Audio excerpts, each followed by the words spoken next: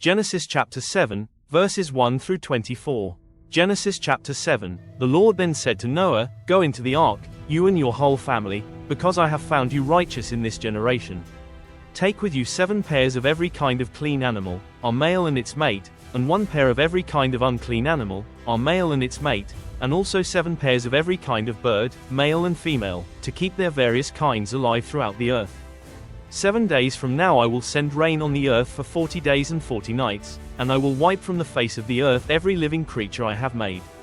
And Noah did all that the Lord commanded him. Noah was 600 years old when the floodwaters came on the earth.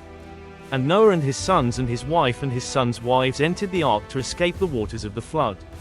Pairs of clean and unclean animals, of birds and of all creatures that move along the ground, male and female, came to Noah and entered the ark, as God had commanded Noah. And after the 7 days the floodwaters came on the earth. In the 600th year of Noah's life, on the 17th day of the 2nd month, on that day all the springs of the great deep burst forth, and the floodgates of the heavens were opened. And rain fell on the earth 40 days and 40 nights. On that very day Noah and his sons, Shem, Ham and Japheth, together with his wife and the wives of his 3 sons, entered the ark. They had with them every wild animal according to its kind, all livestock according to their kinds, every creature that moves along the ground according to its kind, and every bird according to its kind, everything with wings. Pairs of all creatures that have the breath of life in them came to Noah and entered the ark. The animals going in were male and female of every living thing, as God had commanded Noah. Then the Lord shut him in. For 40 days the flood kept coming on the earth, and as the waters increased, they lifted the ark high above the earth. The waters rose and increased greatly on the earth, and the ark floated on the surface of the water. They rose greatly on the earth, and all the high mountains under the entire heavens were covered. The waters rose and covered the mountains to a depth of more than 15 cubits. Every living thing that moved on land perished, birds, livestock, wild animals, all the creatures that swarm over the earth, and all mankind. Everything on dry land that had the breath of life in its nostrils died. Every living thing on the face of the earth was wiped out, people and animals and the creatures that move along the ground, and the birds were wiped from the earth. Only Noah was left, and those with him in the ark. The waters flooded the earth for 150 days. Genesis chapter 8, verses 1 through 22. But God remembered Noah and all the wild animals and the livestock that were with him in the ark, and he sent a wind over the earth, and the waters receded. Now the springs of the deep and the floodgates of the heavens had been closed, and the rain had stopped falling from the sky. The water receded steadily from the earth. At the end of the 150 days the water had gone down, and on the 17th day of the 7th month the ark came to rest on the mountains of Ararat. The waters continued to recede until the 10th month, and on the first day of the 10th month the tops of the mountains became visible. After 40 days Noah opened a window he had made in the ark and sent out a raven, and it kept flying back and forth until the water had dried up from the earth. Then he sent out a dove to see if the water had receded from the surface of the ground. But the dove could find nowhere to perch because there was water over all the surface of the earth, so it returned to Noah in the ark. He reached out his hand and took the dove and brought it back to himself in the ark. He waited 7 more days and again sent out the dove from the ark. When the dove returned to him in the evening, there in its beak was a freshly plucked olive leaf. Then Noah knew that the water had receded from the earth. He waited 7 more days and sent the dove out again, but this time it did not return to him. By the first day of the 1st month of Noah's 601st year, the water had dried up from the earth. Noah then removed the covering from the ark and saw that the surface of the ground was dry. By the 27th day of the 2nd month the earth was completely dry.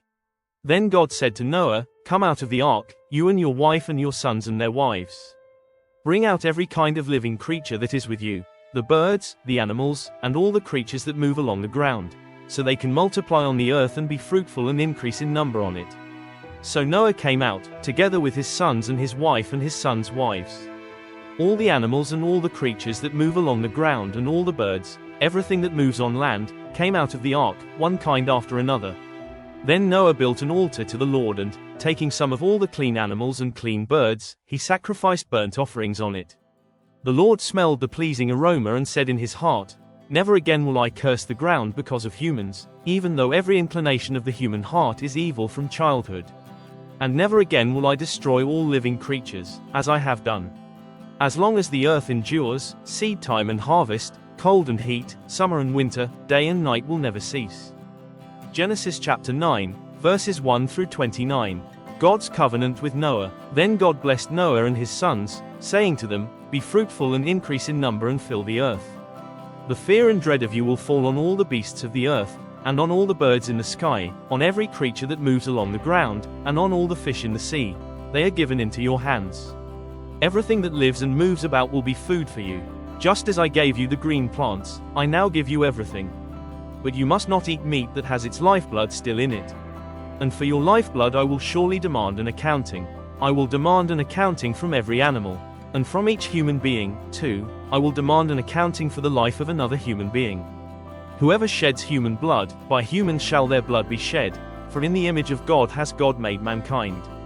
As for you, be fruitful and increase in number, multiply on the earth and increase upon it."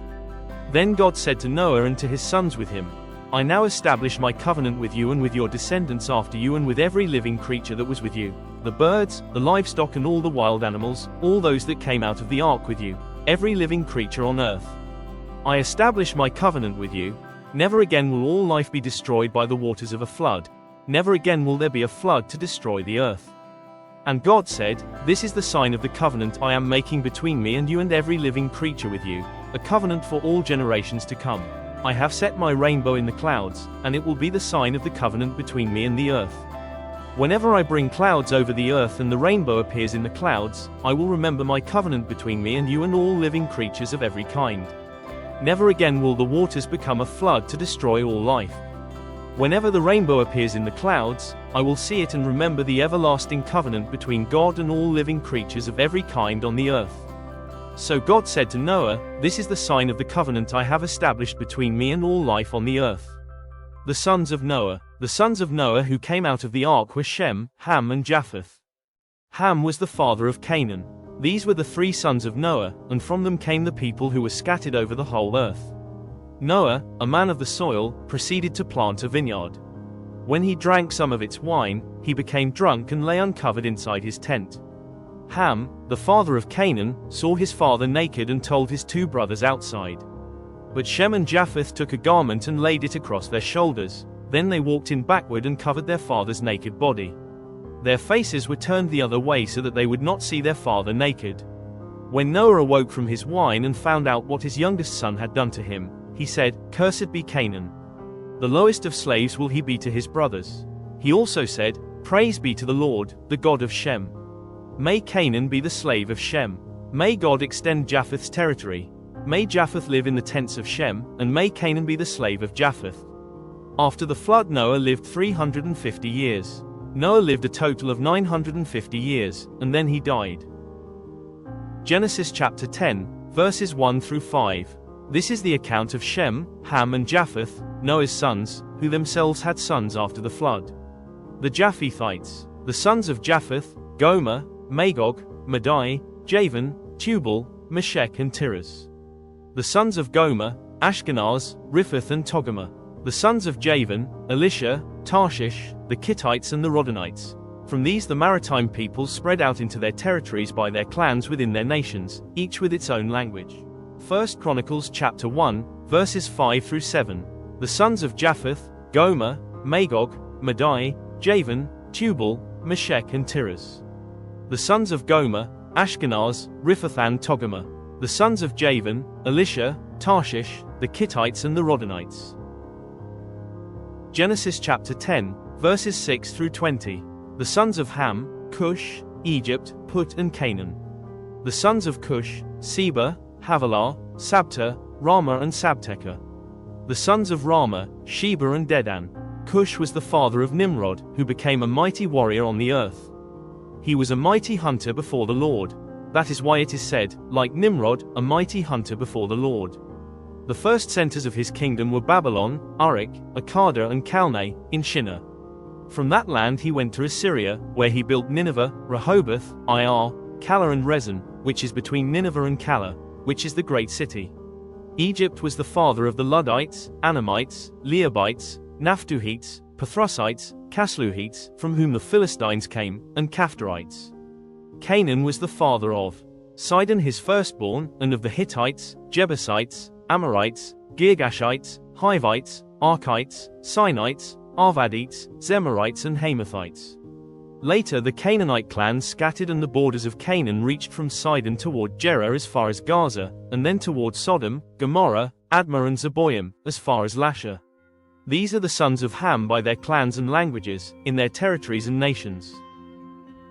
1 Chronicles chapter 1, verses 8 through 16. The sons of Ham, Cush, Egypt, Put and Canaan.